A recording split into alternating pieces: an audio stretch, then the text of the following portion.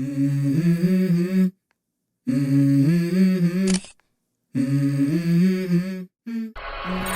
go.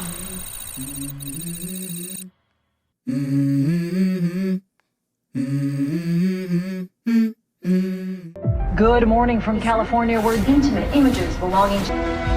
Where are you? I don't want to tell you where I am. Let me take care of this. You are not in control anymore. I gave her a life. ታሪካችን የሚጀምረው በካሊፎርኒያ ከተማ የምትኖረውና በልጅነቷ የሆሊውድ የፊልም ዓለምን የተቀላቀለች ሎረን የተባለች ልጅ ያስመለከተን ነው። ሎረን ገና በህፃንነቷ የጀመረችው ሚት ዘ ጆንሰንስ የተሰኘው ተከታታይ የቤተሰብ የቲቪ ድራማ እየተወነች አድጋለች። ነገር ግን አሁንም ድራማው እየሰራች ከዓመታት በኋላ የሎረንን ህይወት ሙሉ በሙሉ የሚለውጥ ሁኔታ ይፈጠራል። አንድ ሃከር ስልኳን ይጠልፍባትና የግል ፎቶዎቿን በሶሻል ሚዲያ ላይ ስለዘረጋቸው ከራሷ መልስ ፈልገው የጋዜጠኞችን ጋጋታ ከቤቷ በር ላይ ተሰልፏል። ከፎቶዎቹ መሃልም እርጉዝ እንደሆነች የሚያሳይ የምርመራ ውጤት ይገኝበታል። ታዋቂ ከመሆኗም የተነሳ ዓለም በሙሉ የልጁን አባት ለማወቅ ጓጉቷል። ሎረን ከዚህ ሁሉ ሁከት ራሷን ለማረጋጋት ከከተማ በጣም በራቀ ጫካ ውስጥ ወደሚገኝ አንድ እንግዳ ማረፊያ ለመሄድ ትዘጋጃለች። ረዳቷ የሆነችው ግሬስ ጋዜጠኞቹን ለማዘናጋት በሌላ መኪና ስትወጣ ሎረን በጓሮ በር ተደብቃ ትወጣለች። መንገድ ላይ የነበረችው ሎረን ከአለቃዋ ስልክ ይደወልላታል። አለቃዋ መጀመሪያ ሊያረጋጋት እየሞከረ ጠላፊውን እንደሚያገኘው ቃል ይገባላታል። ነገር ግን ብዙም ሳይቆይ የእርግዝና ምርመራው ሐሰት እንደሆነ እንድትናገር ሐሳብ ያቀርብላታል። ነገር ግን ሎረን ሐሳቡን አልተቀበለችውም። በመቀጠልም እናቷ ትደውልላታለች። እናቷም በሷ በጣም እንዳፈረችና ጓደኞቿ ሁሉ ስለሷ እያወሩ እንደሆነ ትነግራታለች። ሎረንም በጣም ትበሳጭና ገንዘቧን ለነዚህ ጓደኛ ተብዬዎች እየጋበዘች ማባከን እንደማይገባ ትነግራታለች። በመጨረሻም ሎረን በጽሞና በተሞላውና ከከተማ በጣም የራቀው የእንግዳ ማረፊያ ትደርሳለች። ቦታው ከምታስበው በላይ ሰላማዊ ስለነበረ ከነበረችበት የጋዜጠኞች ጋጋታ አንጻር የተወሰነ እፎይታ ይሰማታል። ነገር ግን አሁንም ያላወቀችው ነገር በቤት ውስጥ የተደበቁ ካሜራዎች መኖራቸውን ነበር። ካሜራዎቹን የሚከታተለው ልጅ አዲስ እንግዳ እንደገባ ይመለከታል። ልጁ ማርከስ ይባላል። ማርከስ ታዋቂ ተዋናይ ስለሆነች እንዳያት ያውቃታል። የሎረን ረዳት ብታስጠነቅቃትም ሎረን ግን ከእንግዳ ማረፊያ ዋይፋይ ጋር ታገናኝና ዜና ትከፍታለች። የቤተሰብ ድራማው ላይ አብረው ያደገችውና ድራማው ላይም አባቷ የሆነው ፒተር ጆንሰን ለሷ ባለፉት ዓመታት ከአባትም በላይ ነበር። ምክንያቱም ያስረገዛት ሰው ኢየሱ ነበር።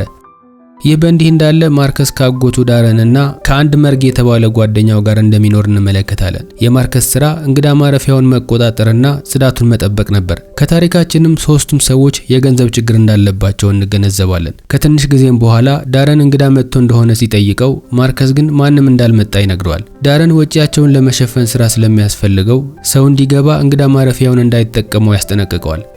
በሌላ በኩል ፒተር እንግዳ ማረፊያ ውስጥ ላለችው ሎረን ይደውልላታል። ፒተር ያለችበትን ቦታ ሲጠይቃት ሎረን ግን ያለችበት ቦታ መናገር አልፈለገችም። ከዚህ በኋላ ፒተር ድምጹን አለሳልሶ ህይወታቸው፣ ዝናቸው፣ ግንኙነታቸውና የቲቪ ድራማቸው እንዳይበላሽ ነገሮችን በጥንቃቄ መያዝ እንዳለባት ይነግራታል። በተጨማሪም የእርግዝና እውነታ ከወጣ ሁሉም ነገር እንዳልነበረ እንደሚጠፋ ያስረዳታል። ከዛም ፒተር ለክኒን ጊዜው ካለፈ ቤት ድረስ ለሚመጣ ባለሙያ ከፍላለሁ፣ ያለሽበት ቦታ ብቻ ንገሪኝ ይላታል። ነገር ግን ሎረን አሁንም ያለችበት ቦታ ከመናገር ዝምታን ትመርጣለች። በዝምታዋ ምክንያትም ፒተር ይበሳጭና አንቺ ምን እንደሆነሽ ሁለታችንም እናውቃለን፣ አሁን መላው አሜሪካ ያውቀዋል ይላታል። አልገባኝም፣ እሷ ምንድነች? የፒተርን ክፉ ቃል የሰማችው ሎረን ስልኩን ጆሮ ላይ ትዘጋበታለች። ፒተር ሚስትና ልጆች ስላሉትና በሎረን እርግዝና ምክንያት ሁሉም ነገር ስለሚበላሽበት በጣም ተጨንቋል። ለዓመታት የለፋበት ተከታታይ የቲቪ ድራማውና አጠቃላይ ህልውናው አደጋ ላይ ወድቋል። ከፒተር ጋር አንድ ክሮፍት የተባለ ሰው ተቀምጧል። ክሮፍትም የምፈልገውን ገንዘብ ክፈለኝና ሁሉም ነገር ይከናወናል ይለዋል። ይህ ማለት ክሮፍት እያወራ ያለው ሎረንን ስለመግደል ነበር። ከዛም ሁሉም ነገር ስለሰለቻት ከከተማዋ በጣም በራቀ ቦታ ብቻዋን እጽ ወስዳ እንደሞተች ማስመሰል እንደሚችሉ ይነግረዋል። በሌላ በኩል ማርከስ በካሜራው የሎረን እያንዳንዱ እንቅስቃሴዋን እየተከታተላት ነው። ሎረን በብዛት ስልክ እየተደወለላት ስለነበረ ስልኳን ታጠፋዋለች። በዚህ መሃል ማርከስ እንቅልፍ ይወስደዋል። በኋላ ላይ ዳረን ይመጣና የማርከስን ስልክ ሲመለከት እንግዳ እንደገባ ይመለከታል። ከዛም ዳረን መርግን ይዞ ሎረን ወዳለችበት እንግዳ ማረፊያ ይሄዳል። ማርከስም ይነቃና ስልኩን ሲያጣው ዳረንና መርግ ወደ ቦታው እንደሄዱ ይገነዘባል። ዳረንና መርግ አንዳንድ የሷን ዕቃዎች ሰርቀው ለመሸጥ አቅደው ነበር። ነገር ግን ጆርጅ የተባለው የሎረን ውሻ ሽታቸውን ይለየውና መጮህ ይጀምራል። ከዛ በኋላ ሎረን ቤት ውስጥ እንግዳ ሰዎች እንደገቡ ትመለከትና አንድ ክፍል ውስጥ ትደበቃለች። በተደበቀችበት ክፍል ውስጥ ሆናም ሲንቀሳቀሱና እቃዎችን ሲወስዱ ትሰማለች። ከዛም የሚፈልጉት እንዲወስዱና እንዲወጡላት ትለምናቸዋለች። ዳረን ከሷ ጋር ምንም ጉዳይ እንደሌላቸው በመግለጽ እቃዎቹን ይዘው እንዲወጡ ይናገራል። ነገር ግን መርግ ሊሰማው ፈቃደኛ አልነበረም። ለማንም እንዳትናገር ሎረንን ማስፈራራት እንዳለባቸው ይናገራል። ነገር ግን በዚህ መሃል ማርከስ ይደርስና ልጅቷ በጣም ታዋቂ ስለሆነች ይህንን ማድረግ እንደሌለባቸው ይነግራቸዋል። ነገር ግን ሎረን በፍርሃት እየተንቀጠቀጠች የሚፈልጉትን ሁሉም ነገር እንዲወስዱና ለማንም እንደማትናገር ለማስረዳት ትሞክራለች። እሷን ካላስፈራራው እያለ የነበረው መርግ በሩን ለመክፈት ሲሞክር ማርከስና ዳረን ደግሞ እሱን ለማስቆም እየሞከሩ ነበር። በግርግሩ መሃል የመርግ ሽጉጥ ድንገት ይተኮስና ማርከስም ተመትቶ ይወድቃል። አሁን በመሃላቸው ድንጋጤ ሰፍኗል። እስር ቤት መግባት እንደሌለባቸውም ሁሉም ያውቃሉ። ከዛም ዳረን እያለቀሰ የወንድሙን ልጅ እንዲገድለው መርግን ይነግረዋል። መርግም ጭንቅላቱ ላይ ተኩሶ ማርከስን ይገድለዋል። ከዚህ በኋላ ዳረን በንዴት ሎረን ወዳለችበት ክፍል ይዞርና ይህ ሁሉ ያንቺ ጥፋት ነው፣ አንቺንም እገድልሻለሁ እያለ ይጮህባታል። ዳረን እንዳትወጣ የበሩን እጀታ ከሰበረው በኋላ የጽዳት እቃዎችን ይዞ በመመለስ ክፍሉን ማጽዳት እንዳለባቸው ይነጋገራሉ። ሎረን እነሱ ከሄዱ በኋላ በሩን ለመክፈት ብትሞክርም የበሩ እጀታ ስለተሰበረ ክፍሉ ተዘግቶባት መውጣት ሳትችል ትቀራለች። ሎረን በሩን በኃይል ለመክፈት ትሞክራለች። ነገር ግን ራሷን ከመጉዳት በዘለለ በሩን ለመክፈት የሚያስችል ጉልበት አልነበራትም። ከዛም ጆርጂ ያለች የውሻዋን ስም እየጠራች ለእርዳታ ትጮኻለች። ቢሆንም ጆርጂ ዘራፊዎችን ፈርቶ ወደ ውጭ አምልጦ ሄዷል። ሎረን ተዳክማ እንቅልፍ ከወሰዳት በኋላ በማግስቱ ጠዋት ከእንቅልፏ ትነቃለች። ያለችበት ክፍል የውሃ ማሞቂያና የተበላሸ የኤሌክትሪክ መስመር ያለው አንድ አምፖል ብቻ እንደነበረው ትገነዘባለች። እንደምንም ተቸግራ ያንን የተበላሸ አምፖል ታበረዋለች። ከዚህ በኋላ ተስፋ ስለቆረጠች እጇን ሆዷ ላይ አድርጋ ማልቀስ ትጀምራለች። ነገር ግን ከትንሽ ጊዜ በኋላ በግድግዳው ስር የቧንቧ ውሃ ድምጽ ትሰማለች። ከዚህ በኋላ ሎረን ተነስታ ግድግዳውን እያንኳኳች ባዶ ቦታ መፈለግ ትጀምራለች። ባዶ ቦታው ስታገኝ ግድግዳውን ለማፍረስ ትሞክራለች። ነገር ግን በዚህ መሃል ብቸኛው ብርሃን ሲሰጣት የነበረው አምፖል ይጠፋል። ልታበራው ስትሞክር ኤሌክትሪክ ስለነዘራት መሬት ላይ ትወድቃለች። ሎረን ምግብና ውሃም ስላልነበራት በጣም ተዳክማለች። ነገር ግን ረዳቷ ያስተማረቻትን ነገር ታስታውስና ራሷን ለማረጋጋት በጥልቀት መተንፈስ ትጀምራለች።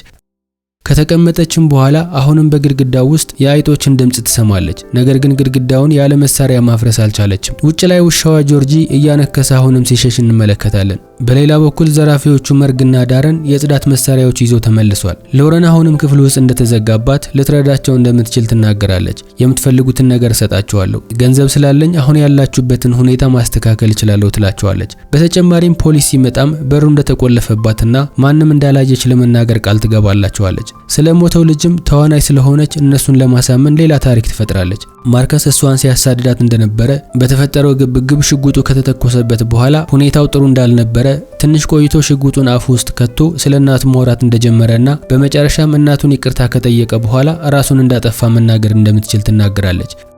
ሎረን ተዋናይት እንደሆነችና ፖሊሶችን ማሳመን እንደምትችል ትነግራቸዋለች። ነገር ግን መርግ እሷን ማመን አልፈለገም። በማስቀጠል ዳረን በሩን ለመክፈት መደብደብ ይጀምራል። መርግ ደግሞ በጥይት ለመስበር ይተኩሳል። ነገር ግን የተኮሰው ሁለት ጥይት ከበሩ ላይ ተንሸራቶ ይመለስና መርግን ጭንቅላቱ ላይ፣ ዳረንን ደግሞ ትከሻው ላይ ይመታቸዋል። ሁኔታቸው ስትሰማ የነበረችው ሎረን እርጉዝ እንደሆነችና አሁን ባለችበት ሁኔታ ትተዋት እንዳይሄዱ ትለምናቸዋለች። ትከሻው የቆሰለው ዳረን እየተንገዳገደ ሆስፒታል ሄድና በር ላይ ከደረሰ በኋላ ራሱን ስቶ ይወድቃል። በሌላ በኩል በጣም እየተዳከመች የመጣችው ሎረን አሁንም በአይጦቹ ምክንያት ከእንቅልፏ ትነቃለች። አምፖሉን ለማብራት ብትሞክርም ገመዱ አሁንም የኤሌክትሪክ ንዝረት ነበረው። ከዛም አንድ የብረት ቱቦ ታገኝና አይጧን ገድላ ተመልሳ ትተኛለች። ብዙም ሳይቆይ ቅዠቶችን ማየት ትጀምራለች።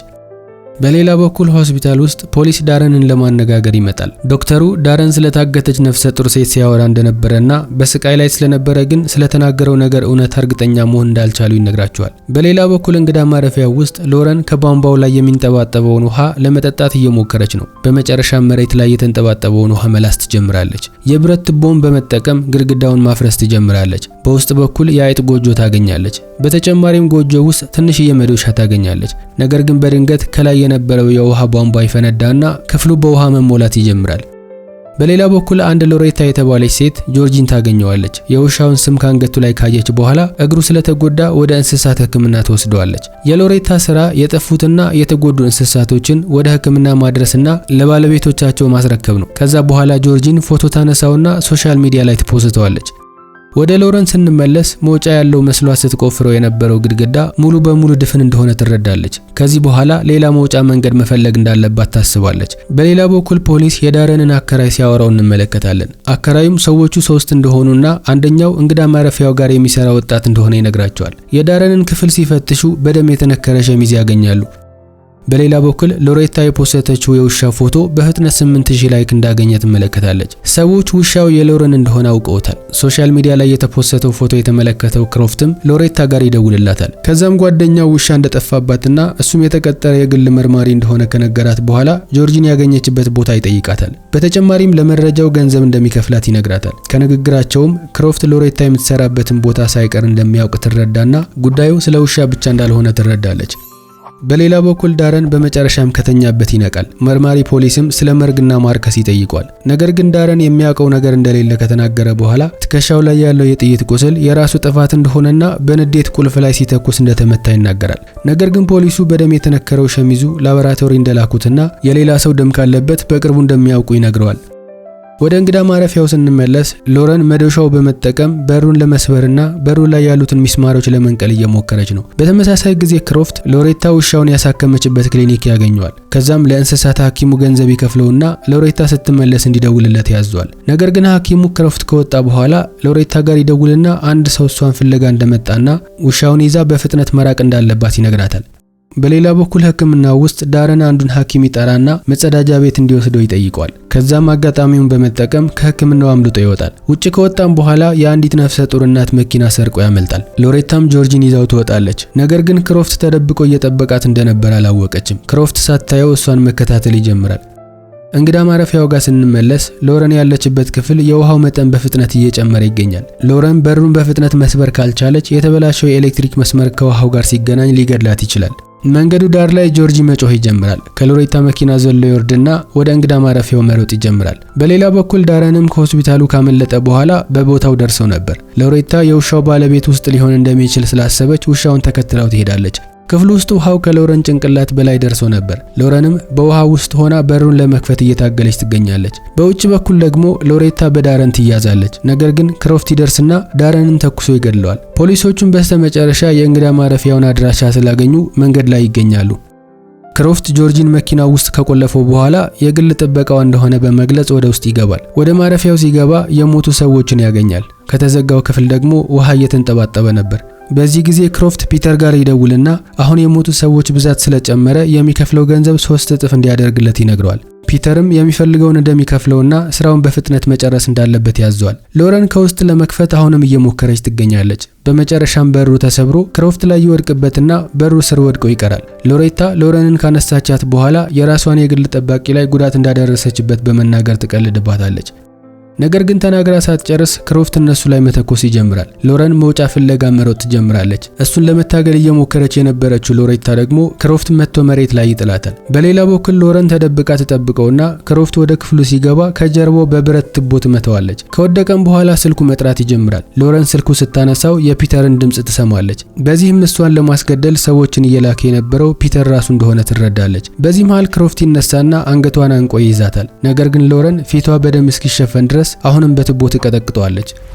ብዙም ሳይቆይ ፖሊስ በቦታው ይደርሳል። ተዋናይ ስለሆነችም ሎረንን ለማወቅ አልተቸገሩም። ውጭ ላይ የጋዜጠኞች መንጋ እንግዳ ማረፊያው ከቦት ነበር። ሎረን ስልኳን ከተቀበለች በኋላ የእርግዝና ምርመራ ውጤቱን በሶሻል ሚዲያ ላይ ትፖስተዋለች። ሎሬታም ልብስ ነገር ታለብሳታለች። ከፖስተችውም በኋላ በካሜራው ፊት በደስታ እየሳቀች ነበር። አሁን ትዕይንቱ ወደ ፒተር ይቀየራል። ስልክ ላይ ሆኖ የሎረን ታሪክ ውሸት እንደሆነ እየተናገረ ነበር። ነገር ግን ፖሊስ በፍጥነት ያለበት ቦታ ይደርስና ይታሰራል። በዚህም የዛሬው ታሪካችን ፍጻሜውን ያገኛል።